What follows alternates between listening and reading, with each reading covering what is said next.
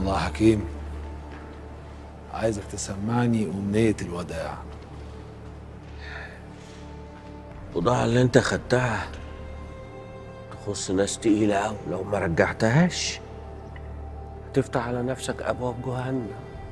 والله بقى الاتفاق ده كان مع شريف الله يرحمه، إنما أنا بقى بره الحسابات دي ومحدش يعرفني غيرك.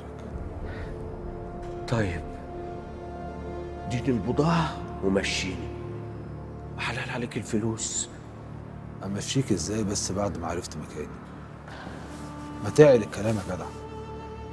وبعدين بضاعة إيه اللي بتتكلم عنها؟ أنت اشتريت ودفعت وأنا بعت وقبضت. الحكومة بقى كبست وخدت منك البضاعة، مش موضوعي ليا فيه. انت خدعتني يا ليل، حطيت البضاعة كلها في عربية واحدة وصندوقين بس في باقي العربيات وبلغت عننا. والله بقى مش ذنبي إن أنت راجل عبيط. مشكلتكم إنكم عاملين نفسكم ناصحين وانتوا أغبى خلق الله. وأنا بقى رأيي إن الغبي لازم يموت عشان ما يبقاش سبب في موت الناس اللي بتفهم.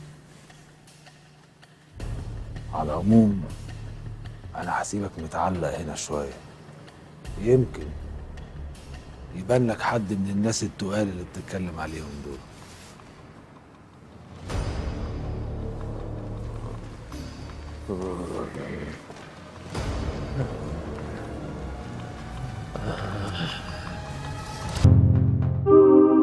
اشترك في باقات واتشت الشهرية بتبدأ من 14 جنيه و99 قرش، وباقات سنوية بتبدأ من 149 جنيه و99 قرش.